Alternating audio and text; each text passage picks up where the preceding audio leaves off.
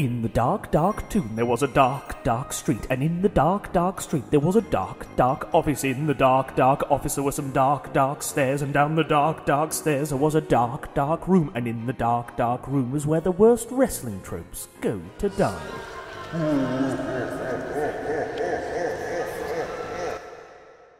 Hello, I'm Ross Tweddell from Cultaholic, and welcome to the latest instalment of Straight to Hell, the show where my illustrious guest offers up a list of their pet peeves from the world of professional wrestling, then I decide which of those goes down straight to hell to rest for all of eternity with a lot of bad things. Joining us today is a man who got a bronze medal in the Summer Olympic Games of 2012 in the boxing. He's a silver medalist at the 2010 Commonwealth Games, also in the boxing. He's been on Big Brother Celebrity Hijack. He's been on ITV's hit diving show Splash. He's been on Strictly Come Dancing, but most importantly, he is the first ever developmental project in All Elite Wrestling's fledgling history. It's Anthony Ogogo. Let's get cracking with the knacking. Alright then, so we're joined by Anthony Ogogo. Anthony, how are you today? I'm good, buddy. I'm good. How are you? Not too bad, but I've got to ask, I saw a video on your Twitter not too long ago where you had some part of your rib put on your face. So how's your rib and your face? I've had an absolute nightmare. So basically, after boxing for 18 years, my face is pretty much mashed up, and my nose was horrendous. And I couldn't breathe properly because I broke my nose so many times from punches and headbutts.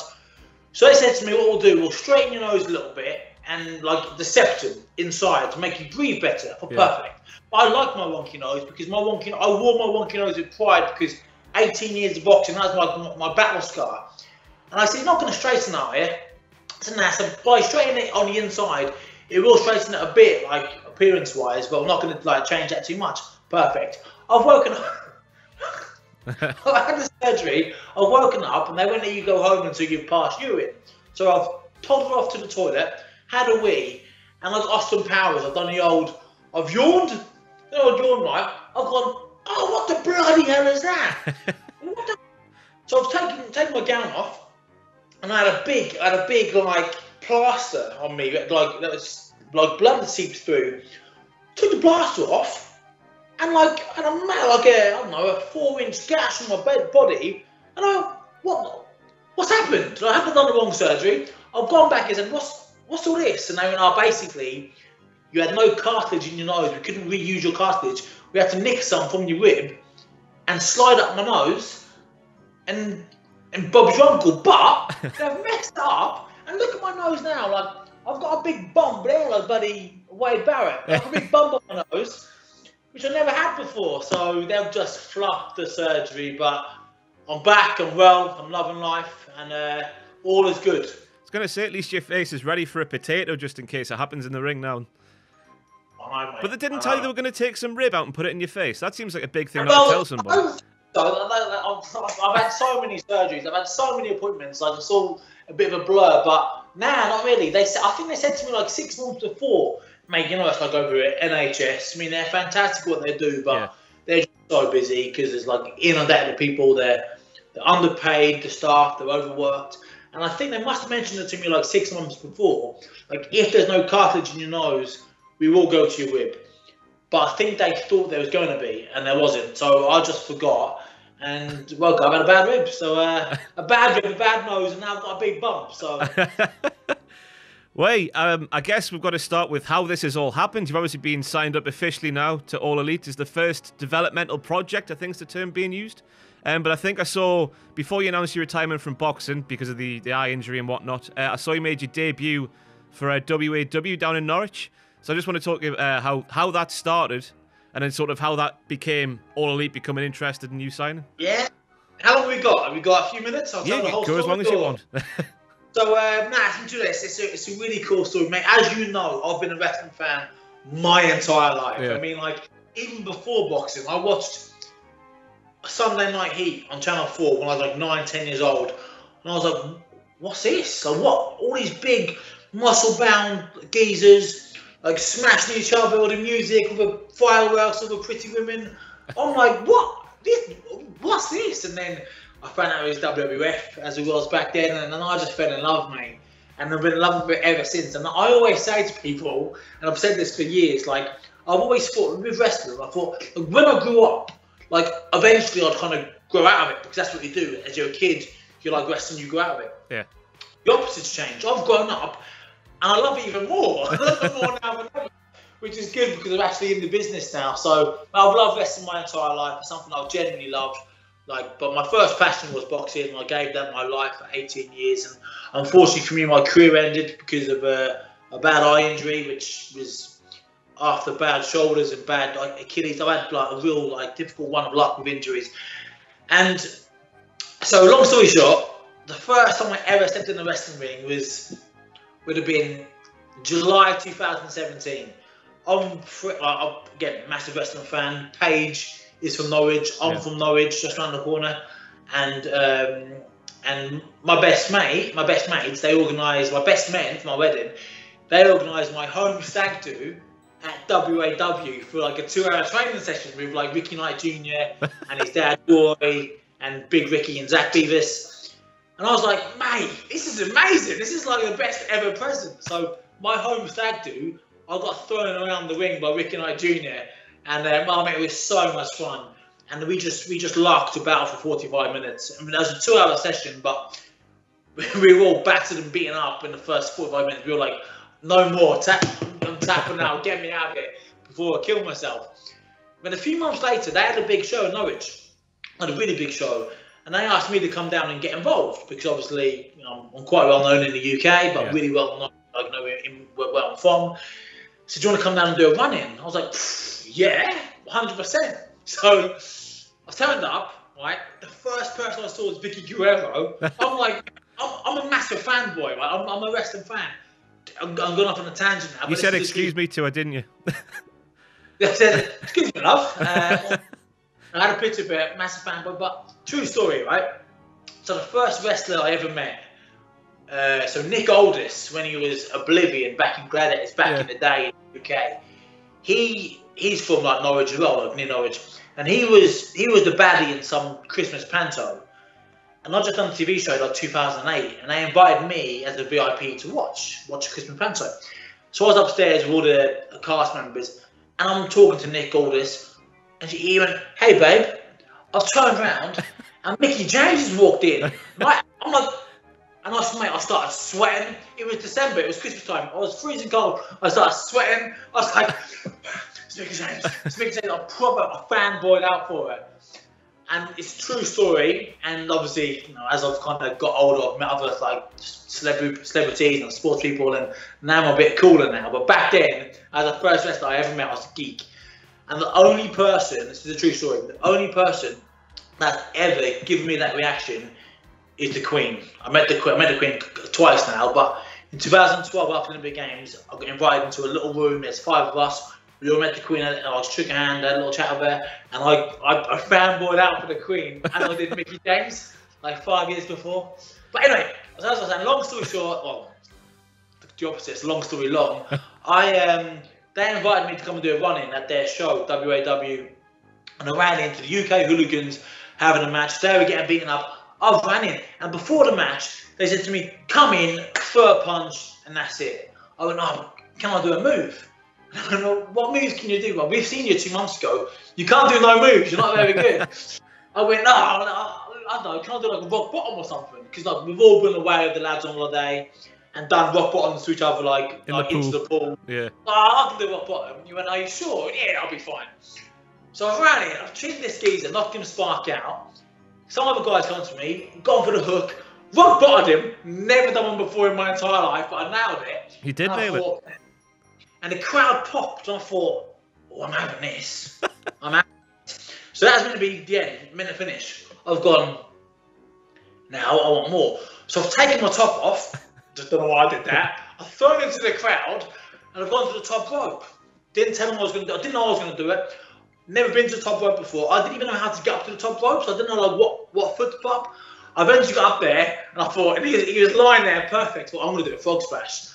And I've done it, and I've kind of nailed it, and they were like, and they had more of the match to go, and Roy and Zach Beavis, the Knight family, they must have thought a massive pop. We're not going to get any bigger than this. He went, just pin him. But I was on the floor. I'm not in the match. You're just in him, and I pinned him. I got the win. So like, that was my first ever wrestling win. Wasn't even in the match. But yeah. So from there, I've loved wrestling. They asked me to get involved in another match in February, just for charity in my hometown, to help raise the publicity. And I said that match. I mean, I basically got beaten up for about 5 minutes, hit my rock bottom, hit my frog splash, and one. So the only two things I could do. And then I've been friends, madly enough, with DDP for a couple of years because I'm a big advocate of his yoga. Yeah. I've used that in my boxing to help me prevent injuries and stuff and get stronger. And I've been friends with him. And I sent him the video. He went, mate, he said, man, you could do this. He said, man, this is fantastic. And he knew I had no training whatsoever. He went, and when I first met him, he said to me, you've got a great look, you can talk really well. He said, do you want to give wrestling a go? And at the time, I'd hurt my eye in boxing, and I was 100% committed to getting back in and finishing my dream as a boxer. And I said, thanks, man, I really appreciate it, but I'm a boxer, and until I get to the end of this chapter, I can't start a new one, because I'm an all-or-nothing kind of person. And he said, no problem, he never brought it up ever again.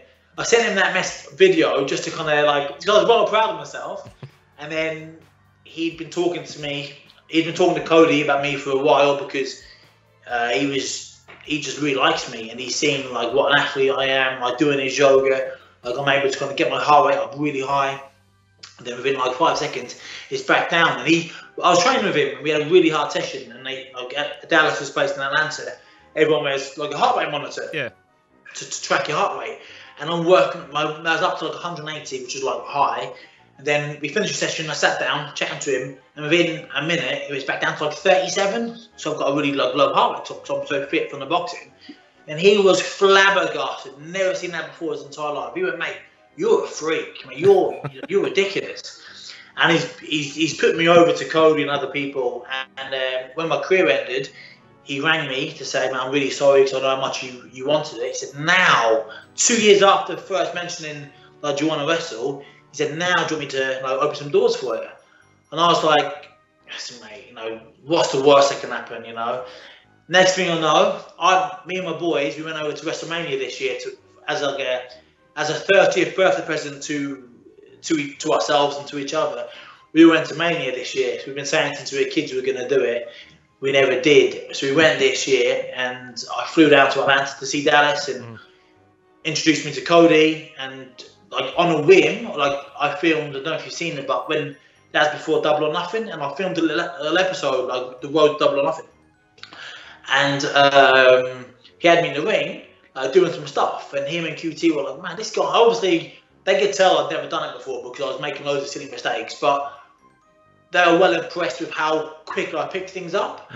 And then, long story short, like we were talking stuff, and I'm here today, signed as an AEW wrestler, which I'm thrilled and over the moon about. And I'm gonna take with the same passion and determination I had in boxing. I'm now gonna channel in wrestling, and I want to become the best wrestler I can be.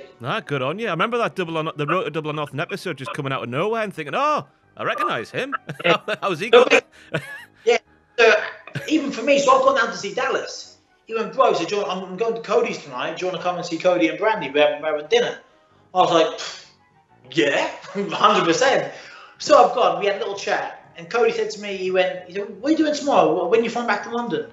I said, no, in a couple of days' time. He said, well, we're going to do some filming tomorrow for Double or Nothing. Do you want to come in and do a little bit? I went, yeah, cool, sweet, brilliant, So I've gone, and then Cody said to me, right, what's your story? And I've just gone, blur, and said my whole story.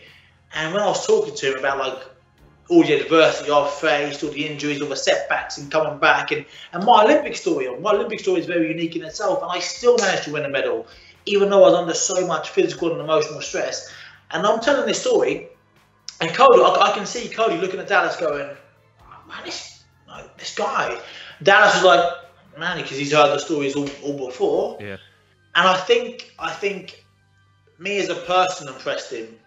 He sensed my passion for the business, and obviously then he saw my athletic prowess in the ring, and I think he liked my never give up attitude and my determination and my desire.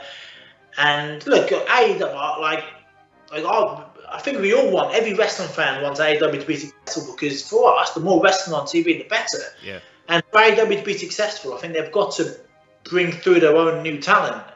And I'm the pet project. I've never wrestled before. I'm so new at this, so I'm the pet project, and like I want to be successful, obviously for me, but also for Cody and the Bucks and Kenny and all the guys and Tony Khan, the guys that have bestowed so much faith and confidence in me to give me this opportunity. I want to give this my all to show them that they have right to do so. And if I do well, they'll then go and sign other guys and other girls from different aspects. And yeah, hopefully we'll be here and we'll be really. AEW, I think what I've seen so far, I've watched everything. I think it's fantastic, and I think long may it continue. I think it's the best wrestling out there in terms of the American wrestling today. I think it's the best not by a mile, but above NXT by a bit of a distance. So where are you at now with your training? How much have you done? If you sort of start to develop a style, are you going to be a high flyer, a mat-based grappler? What are you going to be? I'm still a kid. You can tell, I'm sure you can tell, hearing me talk, I'm so excited by this. Yeah. None of this is put on. I can't act. I love wrestling. So hearing you say that, what am I going to be? I don't know. I don't think I'll be a high flyer. That frog splash says otherwise, though. Yeah. And I was in the... So what I've been doing, so my visa is taking months to sort out, and that'll take a few more months. So what I've been doing, I've been going to the London School of Lucha Libre, which is just around the corner for me, run by Greg Burridge and Gary Vandal, two real top guys. They've got a whole gym full of wrestlers, which are just fantastic. So I've been going there most days and trying to just learn a little bit, because Cody's going to train me up himself, and his team, they're going to train me up in their image. But I want to learn as much as I can before I get there, because as I said, this is so new to me, So I just want to learn as much as I can, and this is fun, So, I don't know what I'll be yet. I don't know if I'll be a good guy or a bad guy. I don't know what kind of my moveset will be. I guess they'll teach me that and tell me that when I go over there. But I'm willing to work hard, and whatever they want me to be, I'll do with the best of my ability. Tell you one thing you won't be doing, that's wearing my merchandise again. Mate, I was going to wear it today. I've got no trousers on. You can't see, but I've got no trousers on. It's like a funny clean trousers because I'm a scruffy bugger. But I was looking for it a minute ago, so I was going to wear it today. But I could not find it. God knows where that is. But mate, I've been a massive fan of yours. How much of a wrestling fan I am? I'm a fan of you. I'm a fan of all you guys. So that is hardcore, and then some. But I've got to ask, what event was that? We'll flash the picture up now. It was a WWE event, wasn't it? There was a thing behind it. Yeah, could WWE know that I'm a fan? Oh, and also, listen, I want to... So now will be my fire trek to hell.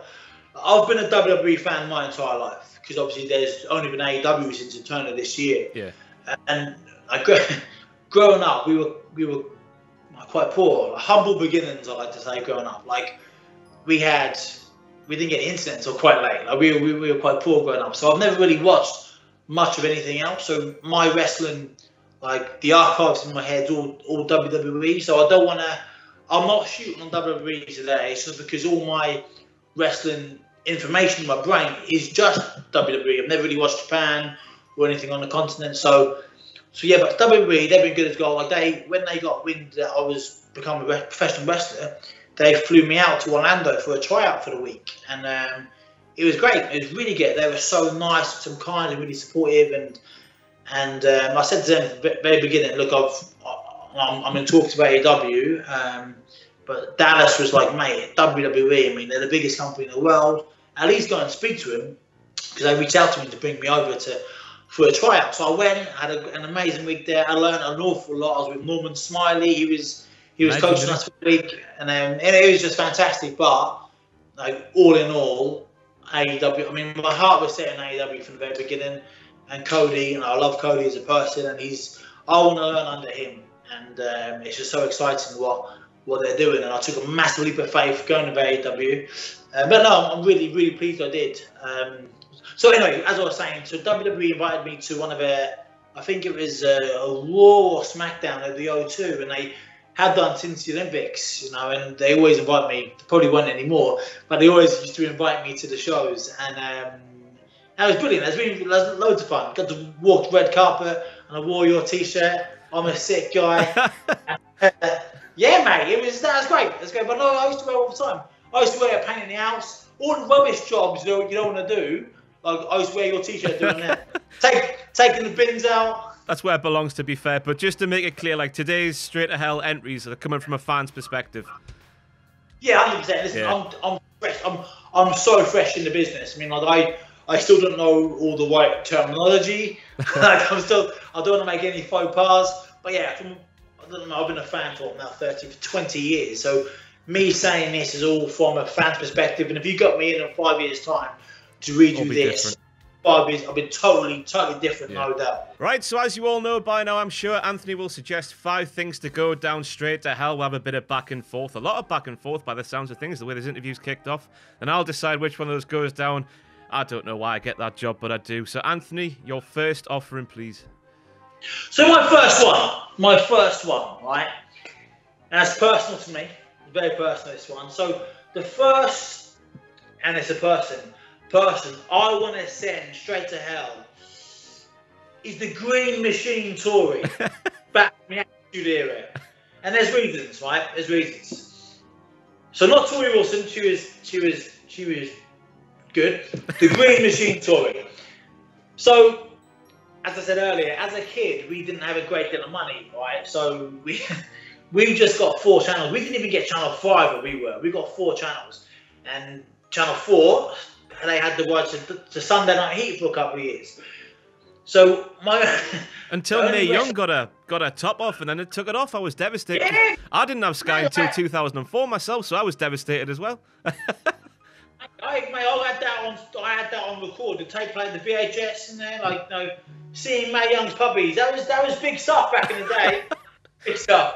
But so my wrestling content was so tiny because we had one hour segment of 1 hour show of Sunday Night Heat. So I used to get my wrestling information from one of the cooler lads. I was in year 6. One of the year 7s whose parents were obviously a bit cooler, and they let them stay up late and watch the wrestling.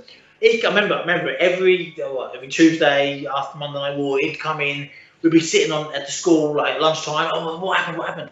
He went to me. Oh, I said, Tori, she's dumped Kane. I've gone, no, I'm like 9, 10 years old. I'm like, what do you mean? What do you mean dump Kane? I love Kane. Yeah, and guess what? Now she's going to have X-Pac. It's like, no! They were friends. And I just can't believe. And true story, so I've gone into, after this, at lunchtime, so I've gone back into school for science or whatever. I'm in a really bad mood because I've just found out that Tori has dumped Kane, now going to have X-Pac. So I had the teacher told me to do whatever. I told her to shut up.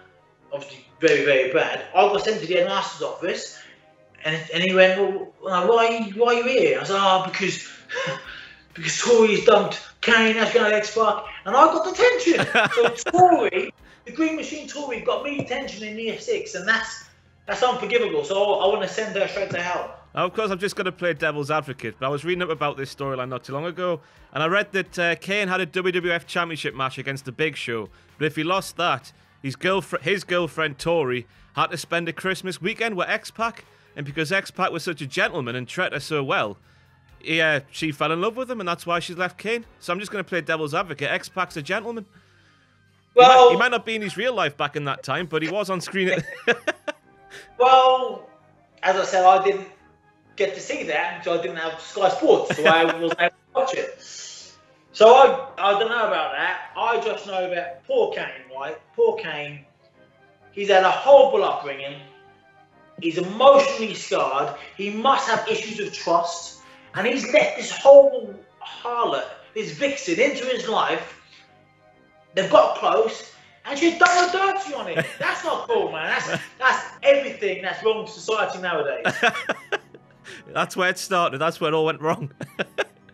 So what did you make? Because I put Kane as my favourite from when I was a kid, because I was just horribly scared of him. I couldn't, like 1997 to like 2000 Kane, 2001 Kane, I was terrified. But I didn't like Kane being humanized by Tori and going, oh, he's got feelings. I'm like, he's in a mask. He wants to kill folk. That's what I want to see from Kane, even though I was scared. What did you make of it? Yeah, I mean, as I said, I was like 9. I didn't really understand it. I liked him because he was a big tough bugger and knocked people out in the uppercut and the choke slam. That's a fridge magnet. My Panama fridge magnet's just gone. Fancy. So that was, yeah, do you know what? I mean, I just liked him, and I didn't like how he was made to feel upset by Tori. So my allegiance lie with Kane, they'll always lie with Kane, and I want to send it to hell. I don't know what else to say on that. That's fair enough. You've put a compelling case forward. Obviously, my reasons, I've got my own reasons because of Kane being humanised and whatnot. Me buzzer's under repairs this month, so if I can't hit the buzzer, but I'm going to hit a metaphorical buzzer. The Green Machine Tory is straight to hell. And never come back! So, shock and horror here on Straight to Hell. We're 1 for 1. Anthony, let's make it 2 for 2. What's your offering? Yeah, so my next one, right? And again, from a fan's perspective, this is from. So I've got a real issue with finishers not being finishers anymore. Like, I don't like seeing people like continuously kick out finishes because it's a finish. Yeah. It's meant to finish the match. It says it in this. It says it on the tin. And I don't like seeing people keep kicking out finishes because it's like it kind of kills the move. And look, don't get me wrong, I don't mind the odd false finish or the odd kick out, that's exciting. But when it's done all the time, it's like, you know, and again, I'm not hating on WWE at all, but I mean, watching Hell in a Cell with Rollins and The Fiend, I mean, how many stomps did he land? And he kept kicking out. And then recently on Raw a couple of weeks ago when he fought, when he faced a new kid, and then one stomp, and then one stomp, and that's it. I mean, like, if somebody kicks out with, like, say 5, then one person gets done with 1, are we saying that person's 5 times stronger and more resilient? You know, so, I mean, I just don't like seeing them kicking out of loads of finishes. Like, I don't mind the odd one at special occasions, but I think you should stay true to the finish, and that makes it more exciting. And that makes it, when you do kick out, it's like, whoa, he's just kicked out. Like, that's what I love. My favourite finish is the 3D. Like, no one kicked out of that. If they did, they must be Superman. Yeah. The Tombstone, like, that's been kicked out of, but the kick out's been protected. The Stone Cold Stunner, again, like, when he hit it, you knew that was pretty much over, and when it wasn't over, he was like, oh, like, you know, what's that guy made out of? So yeah, so that's my next one. I was going to say, with The Fiend and Rollins, do you think it sort of fits the Fiend character just because he's a supernatural, spooky man in a mask who's got, like, more than human powers and all that malarkey, all the supernatural stuff? Yeah, possibly. No, 100% possibly, Ross. But, like, that was just the first example came to my head. Yeah. There'll be loads. If I rack my brain back a bit more, there'll be loads. You know, I'm thinking of Brock Lesnar. He went on almost like a 12-month like F5 and spree, like beating everyone in one F5. Loved it. Like, that's his finish. He's big, he's strong, he's jacked up. Boom, F5 done. And then I think that was Mania against Roman, and Roman kicked out with like 5 or 6. Yeah. And it's like, and I love Roman Reigns. I think he's fantastic. I love Brock. I love everything. Like, this is really hard for me to think of 5 things I didn't like, because I'm one of those fans that likes pretty much everything. Yeah. You've got to go a long way to piss me off or to annoy me. But it's like, what's that saying to AJ Styles when AJ and Brock had that great match, and then he got beat with one F5? What's that saying about him? You know. So that's just a personal thing for me. Some people might like seeing those finishes because it's the big exciting thing. But personally, I like seeing them kick out very sporadically. I certainly get what you're saying, because the example that came in my mind, it was No Mercy 2017, and obviously big Braun Strowman's a big tough fella. He's pushing over buildings and everything. He has a match against Lesnar, 1 F5 and it was over, and you're sitting there thinking, 10 more people can kick out with 1 F5. Why can't big Braun Strowman, who can literally push over a building? It doesn't quite add up sometimes, but like, yeah, I definitely get what you're saying. Yeah. And obviously, like, today, I can only think... Can you think of any more? I can only think of 2 finishes that are properly protected. And that's Chris Jericho's Judas Effect. I don't think anyone's kicked out of that yet. And Baron Corbin's End of Days. They're my 2 I can think. Nobody's kicked out of that, as far as I can think of. And I like it. End of Days is a great finish. And I don't want anybody to kick out of that. Not for a long time. Not only in a massive WrestleMania match. And then that will warrant the whoa, because it's been so protected, and it's a great. I mean, it looks cool. I haven't seen it done before. Nothing that similar. So, and in this day and age, it's quite hard to kind of create new stuff. So I think it's a really cool move, and I think Baron Corbin delivers it perfectly. You know. So and the Judas Effect. I mean, I know some other wrestlers do that finish, and it's not called not as a finish. So some guys do it as a normal move, but when Jericho does it, I don't know if it's just because it's him and he's got that aura, but oh my god, what a move, man! He's taken something very simple and made it. He's Chris Jericho'd it.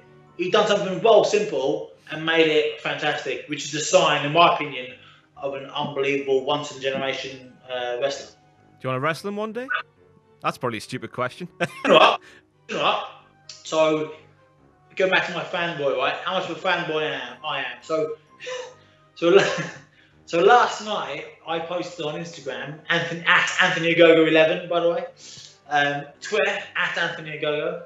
And I'm soon going to be having a YouTube channel, so stay tuned.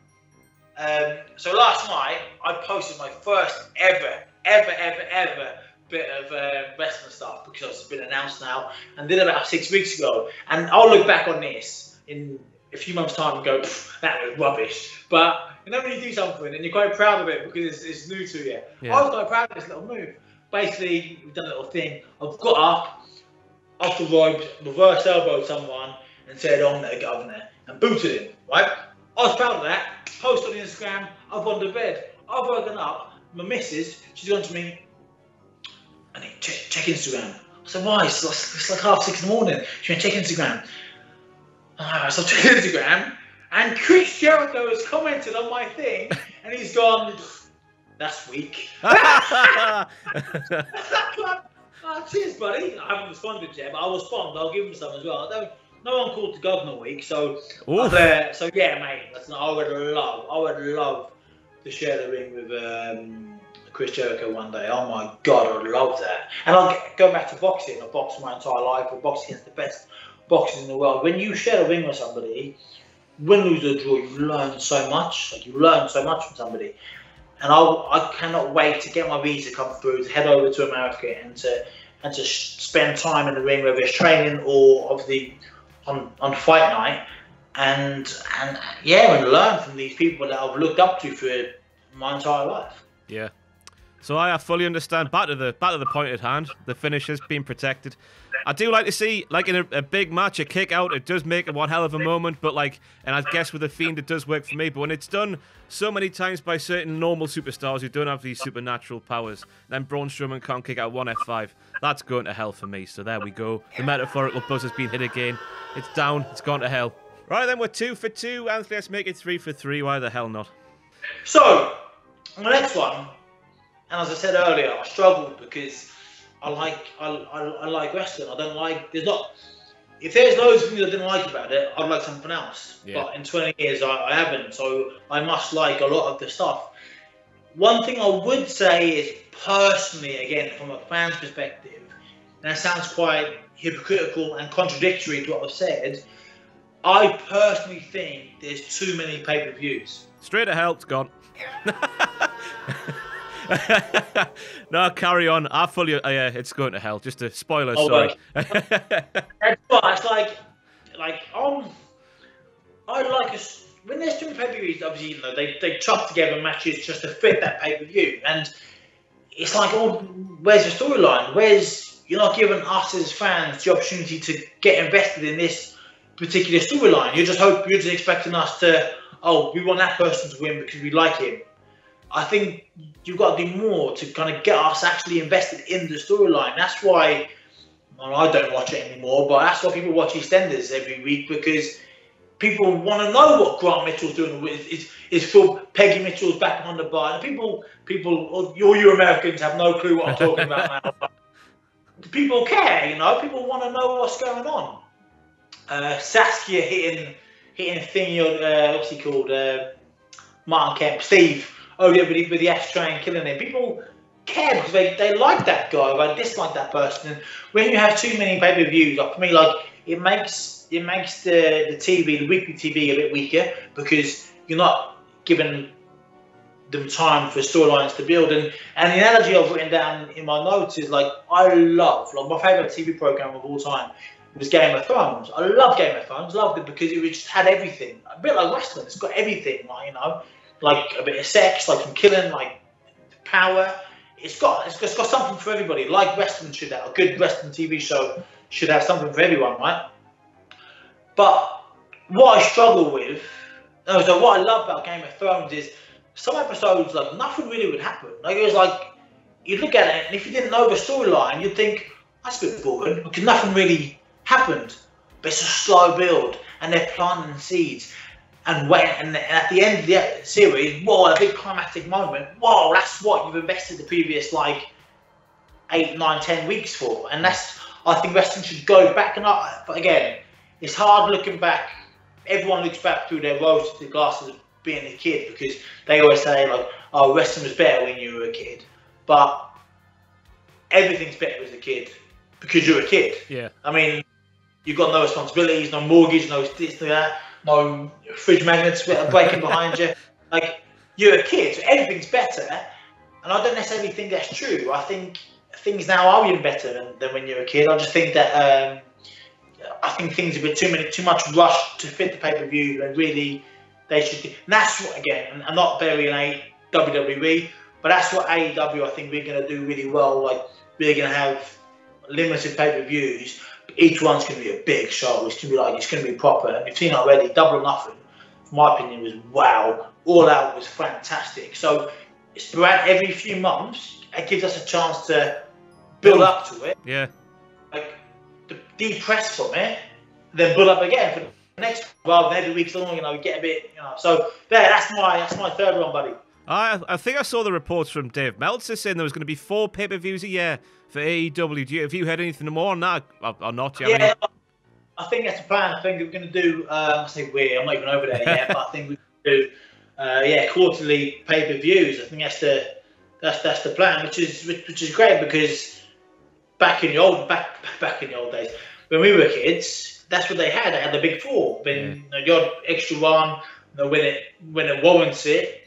I'm all for chucking an extra pay-per-view if it warrants. If a storyline warrants this, let's do a massive show here, then great, let's do it, because I'm a fan. But when it's all the time, you're fitting a storyline for pay-per-view rather than the other way around. And I think, I think 4 a year is just perfect, because that way as well, you have to have quality TV to make people wait 12 weeks to watch the next pay-per-view. Yeah. So it makes TV better, makes TV have bigger moments, and I think that's if I ran the company, that's how I'd do it. That's exactly how Tony Khan's doing it as well. Yeah, I mean, you can't have too much of a good thing, as we're finding out here, because we're struggling to cover everything. Like for our podcast, I can't watch NXT because I've got to watch AEW. I can't find the time in the day. Yeah. But what was I going to say? Last year, it's just to go back to Doree again, I guess, because, we both watched it as fans and we can both empathise with it. Last year was a bad year for WWE with building to pay-per-views, especially when they're bringing in the Super Showdowns in Australia and Saudi Arabia. They were built to one show while building to another and get mixed up, and Braun Strowman turned heel for no reason and things like that. And it all just came too convoluted and too hard to follow, and wrestling shouldn't be hard to follow because it is for kids, isn't it? Yeah, big kids like us. Yeah. No, 100%. It should be easy to watch. You should you want to go home, put wrestling on after a hard day at work or busy day in the car for 6 hours. You come home, put wrestling on, and you enjoy it rather than going, "Hang on, what's going on? Hang on, last week he was a good guy, now he's a bad guy."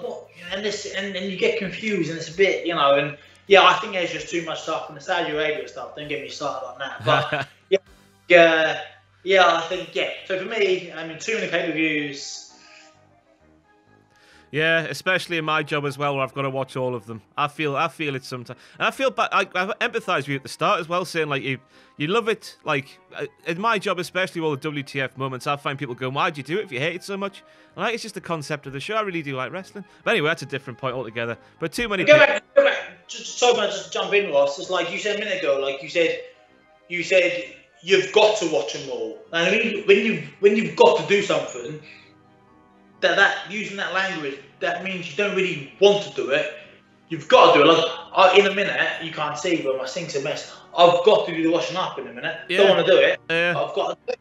And the rest should be something you want to watch rather than I've got to watch. And I think if you put too much out there, you do have that sense of where you've got to watch it rather than you actually really want to watch it. I mean, I've been saying on videos now, I've just got to the point where I could do without main roster WWE and I can just watch Wednesday nights and NWA Power, and that's my fill. That's all I would need because that's all the good stuff. Anyway, that's a different point altogether. But too many pay-per-views, definitely. I hope AEW do stick to the 4 pay-per-views a year because I think that's just it's a refreshing take because less is more sometimes. So obviously, yeah, all the shows, there is too much going on. Straight to hell. Less is more sometimes. That's not just because of the job. Yeah? 3 for 3. Yeah. I'm on a turkey. It's nothing to be proud of. Everyone does the same. So we're 3 for 3 then, Anthony. Let's make it 4 for 4. Why the hell not? So my fourth one is gimmick pay-per-views. And hear me out, Ross. It's like, I love Hell in a Cell. I love it. I remember watching retrospectively because I hadn't encountered wrestling at the time. But Kane coming down, that's got to be Kane, that's got to be Kane. Yanking the door off. Just knock everyone out, and I remember Undertaker throwing off Mankind. One of my favourite matches of all time, and didn't watch it live, I watched it on VHS, on tape, is when Triple H Mankind had a Cell, I think like 2000. Yeah. Oh my God. I mean, I love Hell in a Cells, but all those ones, all those matches I mentioned just now, Shawn Michaels, Undertaker Mankind, Mick Foley and Triple H, those feuds had built up to warrant a Hell in a Cell match. It's like they'd gone at it hammer and tong for so long that the only way we can settle this is in a cell. Bosh, go do it and do an amazing match. Now, again, like all my things, I'm not knocking WWE at all. What they do is amazing, and the matches are fantastic. Like Becky Lynch's match the other day, Sasha Hell in a Cell was fantastic, an unbelievable match. And that one's a bit different because I think they could have played that out a bit longer and then done the Hell in a Cell. Would have been even more impactful. It was a bit rushed for me, for my money. But yeah, I mean, like The Fiend in Rollins, and again, those two are two of my favourite wrestlers in the world. I'm not knocking them, but it was like it was so quick. It was like, oh, let's, what, Hell in a Cell's coming up, let's stick them in. When really, for me, back in the Attitude Era, had they have built that for 3-4 months, and then gone, the only way we can settle this is in the cell, and then done that match, it's going to carry much more weight. So I guess what I'm saying is, when they have what month was it in, September, that's Hell in a Cell. So all of a sudden, we've got to find 2 or 3 matches now for Hell in a Cell. They're doing it the wrong way around, in my opinion. They should, back in there, like you'd get the Elimination Chamber and Unforgiven, or you get something else at Armageddon. It wasn't the pay-per-view, wasn't the gimmick. The gimmick wasn't the pay-per-view. It was they've gone at it so long. The only way we can sort this out is in Hell in a Cell. Let's put it here.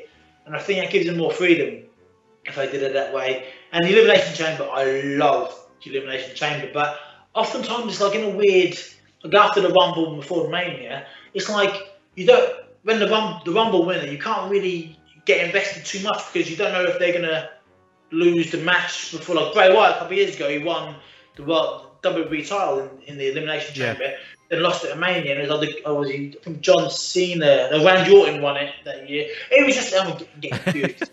There's so much wrestling, but I think they should do away with gimmick pay-per-views and bring in the gimmicks when the certain storylines warrant it, rather than the other way around.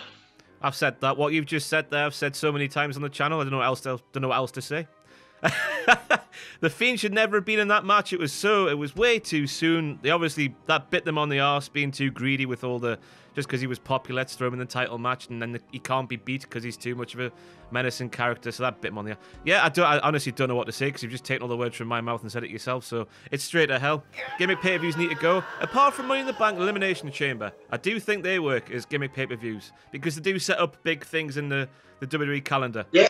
And I suppose so. But I liked Money in the Bank at WrestleMania, because it's one of the things that I used to really look forward to seeing. But I mean, I guess from their perspective, it makes more business sense having, because it's such a good thing to watch, having that as a standalone thing probably does work actually, because I mean, I'm going to watch WrestleMania anyway. I'm not just going to watch it because of the Money in the Bank. I'm going to watch it anyway. So spreading it out throughout the year probably works really well. So yeah, I mean, it can work, and like all these things, these things, like everything I'm saying, it can work done properly. Like kicking out a finish, it can work, but don't do it all the time. Or having a gimmick pay-per-view can work, but all the time gets a bit samey. And like you mentioned earlier, Ross, too much of a good thing, all of a sudden, that ain't a good thing anymore. It's just a thing, and you want to save that.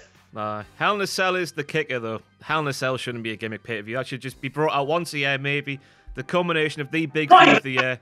Yeah. But every company is when it really wants to leave it. Like if we left it for a couple of 3 years and then come back, oh my god! Like already that match, I want to see it because it hadn't done it in so long, But I think they've buggered it with what they did at this year's Hell in a Cell with just calling the match off, because when we were young, Mankind nearly died twice, literally. Rikishi got thrown off backwards. He nearly died as well. Shawn Michaels, Triple H, Undertaker nearly bleeding to death. That wouldn't happen today, obviously, but it's different. I'm getting off topic, but yeah, gimmick pay-per-view straight to hell. No surprise there, is there? So let's make it 5 for 5. Anthony, what's your fifth and final offering, please?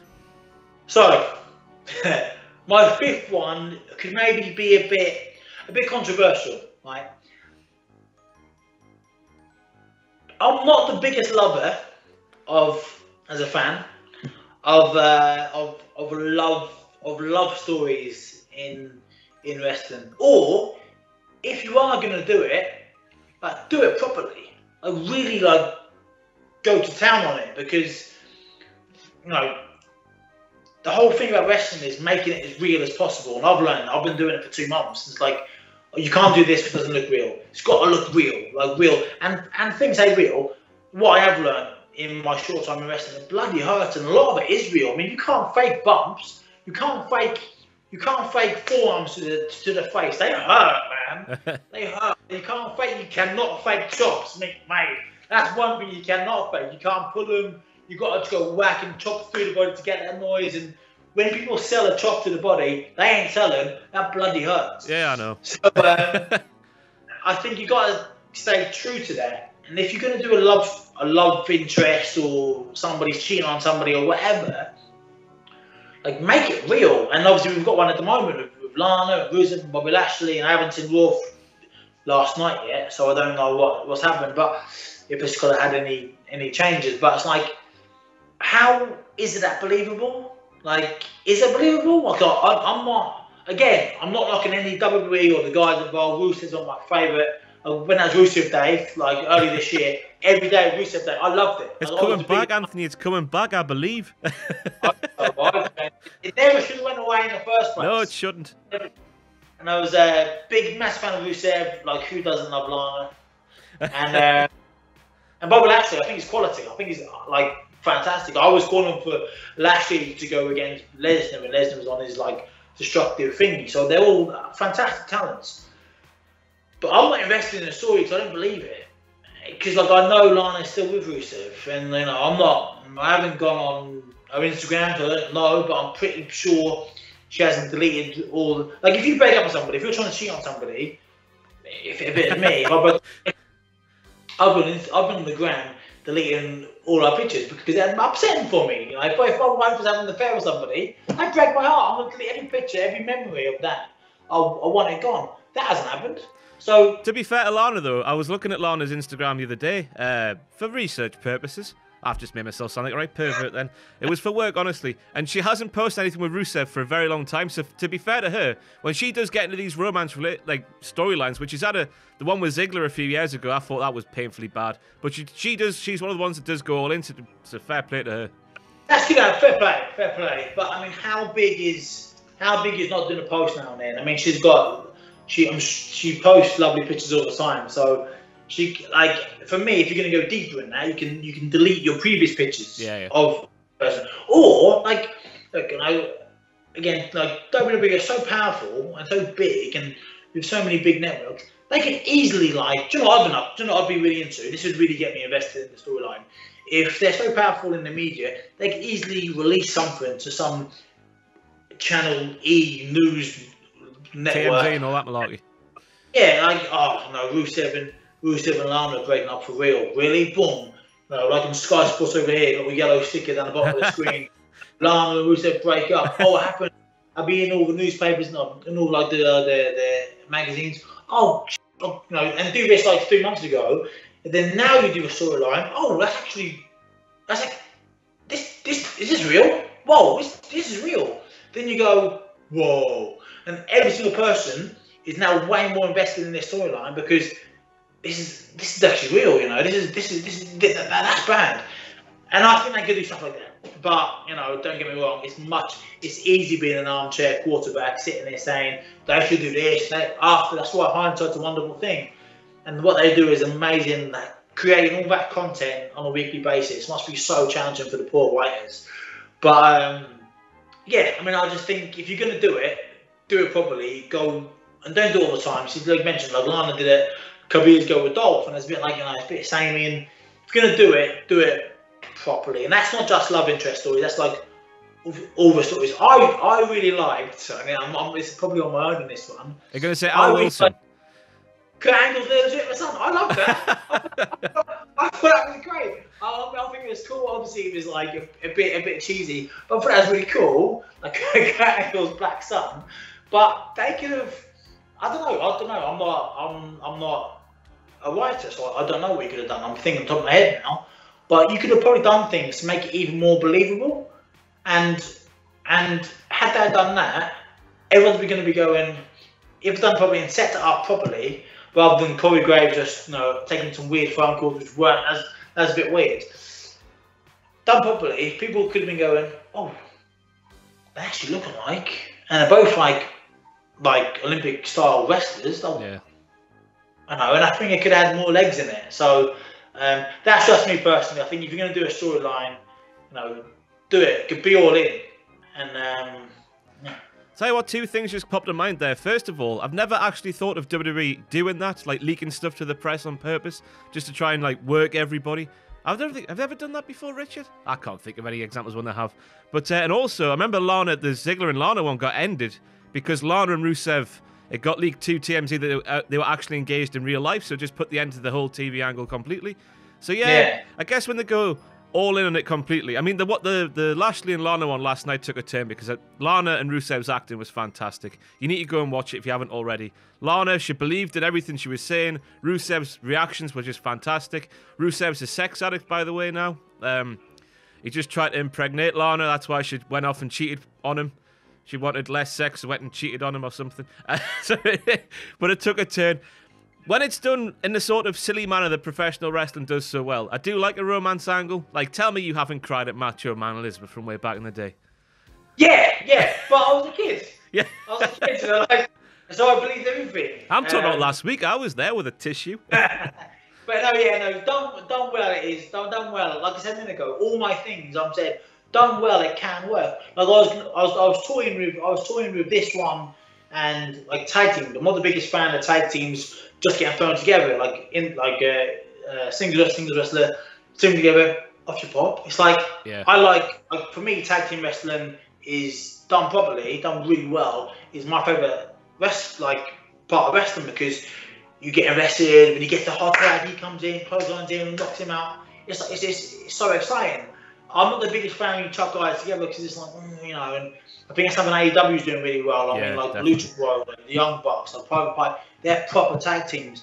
However, contradictory, I'm not saying it can't be done. It can be done. Like, I remember back in the day when they put when WWE put Road Dogg and K-Quick together. I mean, like, Get I rowdy. was like, there were two like single stars, superstars, but they both rapped. They both had loads of charisma, and it worked. Stick them together, off you go. What? I loved it. I was going to school rapping on K-Quick and doing all this stuff and say, oh, you didn't know? All that stuff. I loved it. So it can work. It's just done all the time. It doesn't, you know, and the same thing is my point. Love interest things, they can work, done properly and done sparingly, not all the time. And I guess that's a common theme for me in the minute. But again, poor WWE, not poor WWE, but in fairness to them, they've got so much TV to fill and so much content to create. It's going to be hard not to kind of revisit stuff over again because they've just got so much to do. So, for me, it's love interest ones. They can be really good, Macho Man and Elizabeth. They can be fantastic. Done not very well, they can look a bit cheesy and a bit rubbish. Yeah. So I've got to ask though, what's your favourite romance angle from all time, and why is it Al Wilson and Dawn Marie? Oh my God, this is one isn't even it, but it's the first one that's come to my head. I really enjoyed it because I love the bloke. Edge and Vicky Guerrero. I loved it. I remember being asked about 10 years ago. I wasn't even that young. I was like old enough to know better. But I just thought he was obvious. And why I like that one, because Edge was just a dick. And I love Edge. He's one of my favourites of all time. Like my ringtone, I've got two ringtones. Carter Personality, CM Punk, and Edge's Messalingus song. They're my two ringtones on my phone. Like Edge, like he was such a dastardly horrible man. Yeah. He was so obviously just using Vicky Guerrero to get opportunities, and poor Vicky just couldn't see it because she thought, oh, somebody loves me, and he's big, and he's handsome, and he's articulate, and he's charismatic, and he loves me for me. Obviously, so that worked for me because he was so dastardly, and obviously in it for the one reason. Then he obviously got caught. And then he got caught copping off with some woman, and then she saw him on a Titans run. And it all imploded. But yeah, that was one of my favourites for me because it was just, it worked really well and they did it really well. Tell you what, when they are done good, they are fantastic television. As you know, soap operas have showed us, but when they're bad, they're the worst, aren't they? So they're just for the bad ones. I'm hitting the metaphorical buzzer. They've got to go down. Bad ones, straight to hell. It's a shock and horror once again on Straight to Hell. We've got a 5 for 5. Anthony, thank you very much for joining me today. Thank you, big man. Thanks for having me. Not a problem. Anything to plug before you go? Yeah, as I said, I mean, so Twitter at Anthony Ogogo, Ogogo, O-G-O-G-O. Instagram the same, stick 11 on the end, Anthony Ogogo 11. And I've got a YouTube channel which I hope to be launching soon. And what I want to do, I mean, like, I've led quite a unique life. I've had loads of ups, loads of downs, and like going from professional Olympic and professional boxer to a professional wrestler is so unique, and I want to be good. And I've gone and joined one of the biggest companies in the world, and you know, I don't envisage spending 3 years in developmental like a lot of people do when they make a transition. I want to crack on and get good quick. So I want to document my story because you know, like we all suffer setbacks in life. Like I had to end my career, my boxing career, when I was in the prime of my life because of an eye injury. And we all suffer setbacks in life. We all get doors closed in our face. We literally cannot open those doors. And we've got no choice but to go and lead a different life and go down a path that we didn't expect to walk down. And I'm doing that exact same thing now. So I want to document it to help people, to entertain people, to inspire people. So I'll be trying to document my career as best and as candidly as I possibly can, and that'll be on my YouTube channel. So just stay tuned. It's not up and running yet, but just stay tuned. Keep your eyes out for it, and just subscribe and follow when I'm up and running. I've just thought as well, you've got to be the final man on Team Cody, haven't you? With your ties of DDP and Cody now. In the night, I'm waiting for my jacket. I don't want to. I've been dropping some subtle hints and they haven't been picked up on yet. Or maybe they have and they've just been ignored. So I was just thinking they were a man down last week on Dynamite. That could be you. No, but I just want to say thank you once again. It's been fantastic. Obviously, all the best for the future, and just thank you for joining us again. Cheers, buddy. Cheers. It's been brilliant. Thank you. Thanks so Cheers. much. So we'll see you next time on Straight to Hell. Taddy bye. Thanks for watching. Let us know what you think in the comments below. You can follow us on Twitter at Cultaholic. You can find us on Facebook at facebook.com/Cultaholic. And if you enjoy what we do here at Cultaholic, you can pledge to our Patreon page, patreon.com/Cultaholic. Hit subscribe and join us.